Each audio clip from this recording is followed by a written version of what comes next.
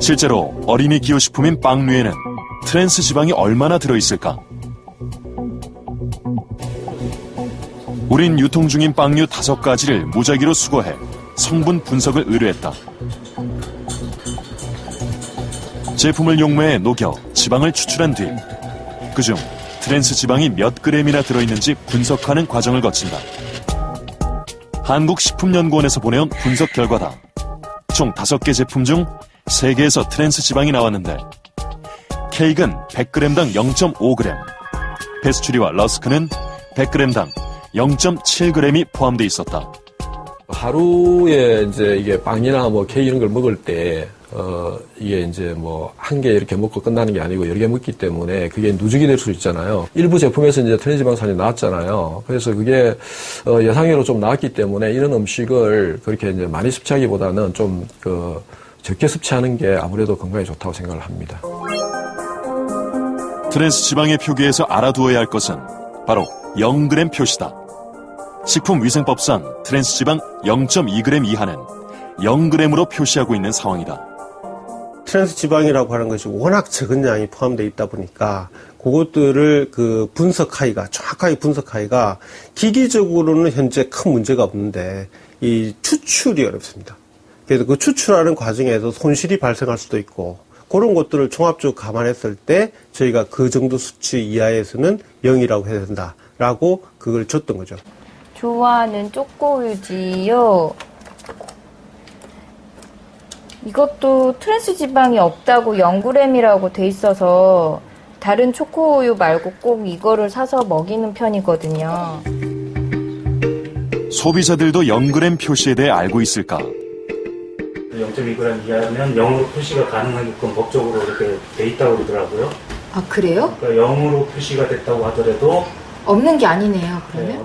좀 약간 속은 느낌? 네. 그리고 어떻게 이제 먹여야 될지 잘 모르겠어요. 애기 어떤 걸 줘야 되고 안 줘야 되는지 뭘 보고 기준을 판단해야 될지 잘 모르겠네요. 소비자들은 내가 트랜스 지방을 먹지 않았다고 생각을 하고 몇 끼 또 그런 것을 매일 먹다 보면 자기도 모르게 0.2g이 10번 먹으면 2g이 되는 거죠. 트랜스 지방을 있는 그대로 표기하게 하는 것이 그 국민을 보호하는 일이라고 생각을 합니다. 인천 남구의 한 제과점. 겉보기엔 평범하지만 이 집 빵에는 없는 게 하나 있다. 바로 트랜스 지방이다. 인천시는 트랜스 지방을 안 쓰는 안심 제과점을 지정하고 있는데 현재 50여 곳이 운영 중이다. 네, 제가 한 34~5년을 빵을 만들었는데 정말 이렇게 트랜스 지방 없이 이렇게 저함량 트랜스 지방 빵을 만들려고 노력한 지는 불과 몇 년 안 됐습니다.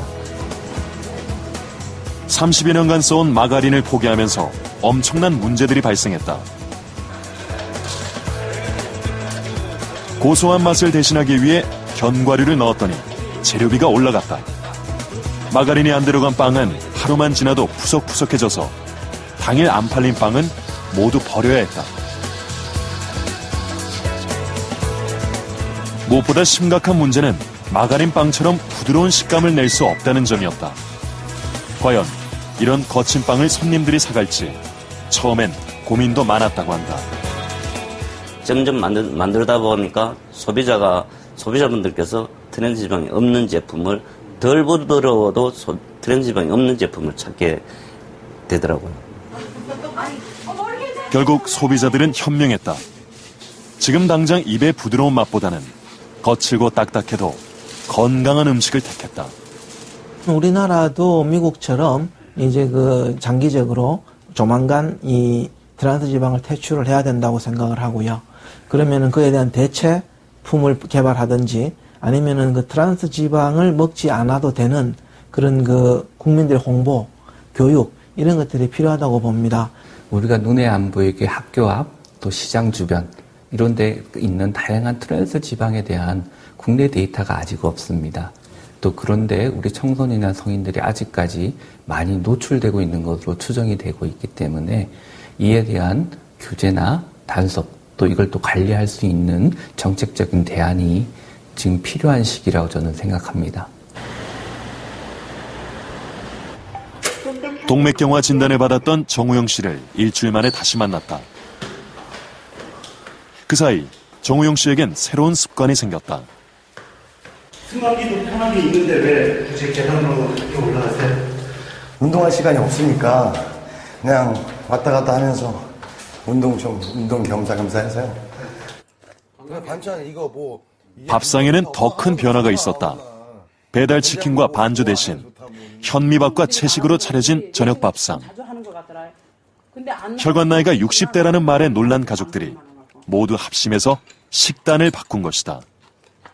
건강에 안 좋다고 하니까 당연히 건강해지려면 노력을 해야죠. 그래서 계속 그 식이요법도 하고 계속 같이 하고 운동도 계속 꾸준히 해서 한꺼번에 뭐 이거저거 많이 하겠다 이런 거보다는 꾸준히 이제 변화를 줘야죠.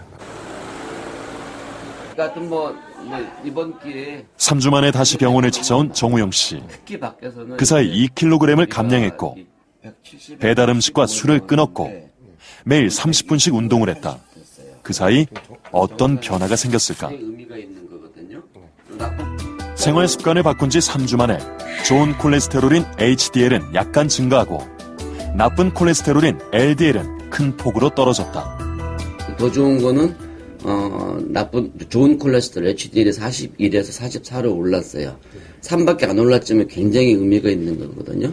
HDL이 올라갈수록 혈관 동맥경화가 더 안 생기는 건데 앞으로 5년, 10년, 20년 평생 잘 하면은 다른 분보다 오히려 더 편안하고 즐거운 생활을 할 수 있을 걸로 생각이 됩니다. 오늘 하루 우린 무엇을 먹었을까? 그것이 무엇이든 우리 몸속에 들어온 그 음식이 미래의 나 자신이 된다는 점을 기억해둘 필요가 있다. 현대인의 신체 구조는 250만 년 전 원시인과 별로 달라진 게 없지만 식단은 극심한 변화를 겪었습니다. 인공 트랜스 지방이 식품 역사에 등장한 것은 약 100년 전. 긴 인류의 역사를 놓고 보면 아주 낯선 물질이기 때문에 우리 인체의 대사 활동을 방해하고 각종 질병을 일으키고 있습니다. 결국 트랜스 지방은 안 먹는 게 제일 좋은데요. 그러려면 3가지를 기억하시면 됩니다. 패스트푸드와 인스턴트 식품을 멀리하고 저장 기간이 긴 가공식품, 그리고 튀긴 음식을 가급적 피하시기 바랍니다. 대신 좀 거칠더라도 자연에 가까운 음식을 천천히 오래 씹어 드시는 것이 좋습니다. 자연과 멀어질수록 병은 가까워진다는 말이 있죠. 반대로 해보십시오. 여러분의 밥상이 자연과 가까워질수록 병은 멀어지게 될 겁니다.